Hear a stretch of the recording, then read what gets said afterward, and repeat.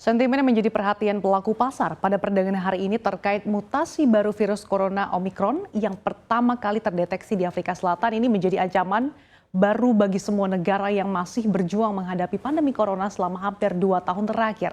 Dan hingga saat ini varian ini sudah ditemukan di lebih dari 10 negara dan varian Omicron yang dikhawatirkan 5 kali lebih cepat menular ini membuat sejumlah negara kembali memperketat perbatasan perjalanan mereka khususnya dari Afrika Selatan untuk mengantisipasi penyebaran varian Omicron termasuk tanah air.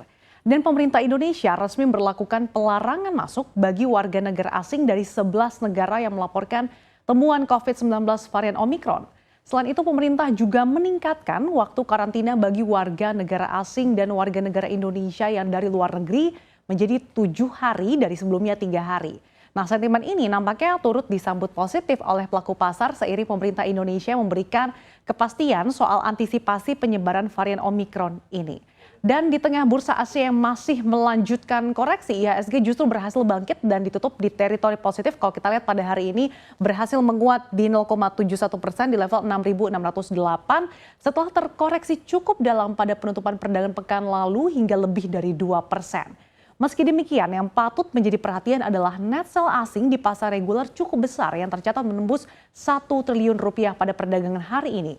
Jika kita telisik lebih dalam secara volume dan juga turnover pada perdagangan hari ini didominasi oleh investor domestik, ya nampaknya ada optimisme nih terkait dengan sentimen window dressing di bulan depan sehingga investor tampaknya memanfaatkan momentum buy on weakness dari market sell off yang terjadi pada penutupan perdagangan Jumat lalu. Dan kita lihat pada hari ini secara sektoral infrastruktur memimpin penguatan dengan terapresiasi 1,59%, kemudian transportasi dan logistik menguat 1,2%, disusul finansial yang menguat 1,19%.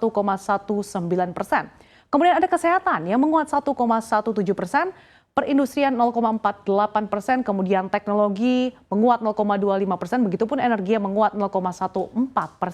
Sementara sektoral yang justru terkoreksi paling dalam adalah consumer non-primer yang terkoreksi 0,96%, kemudian ada juga consumer primer di 0,53%. Selanjutnya kita akan lihat saham-saham apa saja yang paling banyak dilepas asing pada perdagangan hari ini. Ya, dimana kalau kita lihat sebetulnya pada hari ini investor asing mencatatkan aksi jual bersih yang cukup masif di perdagangan hari ini pasar reguler hingga lebih dari 1 triliun rupiah di pasar reguler. Nah, indikasi investor yang panik akan varian baru virus corona ini juga mulai tercermin dari net sell yang terjadi pada hari ini. Dan kita lihat pada hari ini Bank Sentral Asia meskipun ditutup terapresiasi 1,72%, namun kalau kita lihat pada hari ini justru dilepas oleh asing hingga 171 miliar begitu ya. Dan kalau kita lihat penguatannya ini hampir 2% setelah kalau misalkan kita lihat pada penutupan Jumat pekan lalu ini terkoreksi hingga lebih dari 2%. Kemudian ada juga Astra Internasional yang kalau kita lihat pada penguatannya hari ini juga sama hampir 2%. Atau tepatnya 1,69%. Namun jika kita lihat lebih dalam lagi sebetulnya ASI ini dilepas oleh asing hingga 178 miliar di pasar reguler. Dan kalau kita lihat juga memang pada penutupan perdagangan pekan lalu atau Jumat pada pekan lalu ini saham ASI terkoreksi hingga lebih dari 5%. Sehingga tampaknya ini memang dimanfaatkan oleh investor domestik untuk buy on weakness. Selanjutnya kita lihat juga di sini ada Bank Mandiri yang terapresiasi hingga 1,76%. Dan hari ini juga Bank Mandiri tercatat terjadi net foreign sale di pasar reguler. Bahkan kalau kita lihat hari ini net sale hingga 170 miliar. Sama seperti saham-saham yang pada hari ini juga di net sale asing. Pada Jumat perdagangan pekan lalu BMRI ini juga koreksi cukup dalam hingga 3,4% sehingga memang nampaknya kekhawatiran ini direspon oleh pelaku pasar khususnya domestik untuk membeli di saat market sell off pada pekan lalu. Dan kita akan lihat berikutnya seperti apa saham-saham di sektor farmasi yang kalau kita lihat pada hari ini cukup menarik di tengah kekhawatiran adanya varian Omicron. Ya, di tengah penguatan IHSG yang terbatas hari ini, saham-saham di sektor farmasi justru kompak kembali menguat signifikan. Penguatan hari ini seiring kekhawatiran global soal varian COVID-19 Omicron yang dikhawatirkan lebih ganas dari varian sebelumnya. Kita lihat pada hari ini saham Itamara Noraya menguat hingga 9,33% dan berada di level 1.875 meskipun masih jauh ya berada di level tertingginya pada Januari tahun ini hingga 4.300-an. Kemudian ada juga Kimia Farma yang juga terapresiasi hingga 6,22% berada di level 6.205,60. Kemudian ada juga Indo Farma yang menguat hingga 5,53% di level 2.480. Dan salah satu saham yang penguatannya cukup signifikan pada penutupan perdagangan hari ini adalah emiten produksi alat kesehatan dan distributor jarum suntik, yaitu Itama Ranoraya atau IRA yang kalau kita lihat ini terapresiasi hingga hampir 10% ya. Memang selain terdorong oleh faktor kekhawatiran penyebaran varian Omikron, emiten IRA ini juga berencana melakukan buyback saham sebanyak 75 juta saham atau 4,69% saham dengan anggaran hingga 120 miliar rupiah. Secara fundamental, emiten IRA ini berhasil membukukan pendapatan sepanjang periode Januari hingga September 2021 ini sebesar 1,09 triliun rupiah atau melonjak hingga 671% secara year on year. Nah, melejitnya pendapatan IRA ini membuat emiten distributor jarum suntik ini juga melesat hingga 840% menjadi 84,9 miliar dari periode yang sama di tahun lalu.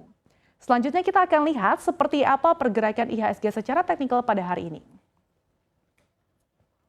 Ya, kalau kita lihat pada perdagangan hari ini IHSG berhasil ya ditutup semringah gitu di zona hijau dan bahkan berhasil kembali ke teritori positif usai dibuka sempat terkoreksi hingga 1% dan bahkan kalau kita lihat tadi pagi terlempar ke level psikologis di 6.400-an namun bangkit lagi ke level sekarang. Namun kalau kita lihat secara teknikal sebetulnya pergerakan IHSG ini sudah berada di rentang di bawah MA20-nya tapi masih di atas MA50-nya yang berwarna kuning ini. Dan jika kita menggunakan indikator Fibonacci retracement, level IHSG saat penutupan perdagangan hari ini berada di rentang 0,78 atau di kisaran 6611 dan juga ini sebagai level resisten terdekatnya yang ternyata belum berhasil ditembus pada hari ini. Dan juga berada di rentang retracement 0,61 atau di kisaran 6499 ini sebagai level support terdekatnya dan kita akan lihat apakah level support ini cukup kuat mengingat level support di sini di rentang 6499 ini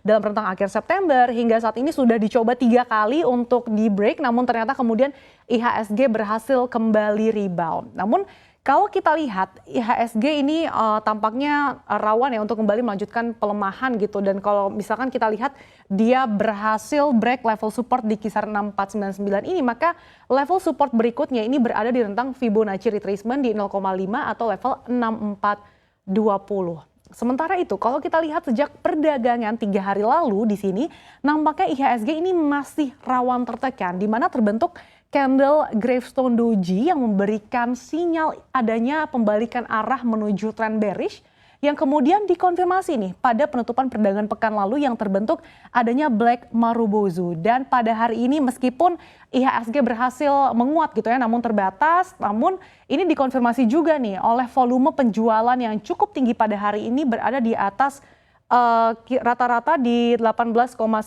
miliar dalam rata 20 hari terakhir. Dan hari ini volume jualnya cukup besar yaitu mencapai 24 miliar. Nah itulah review perdagangan sepanjang hari ini.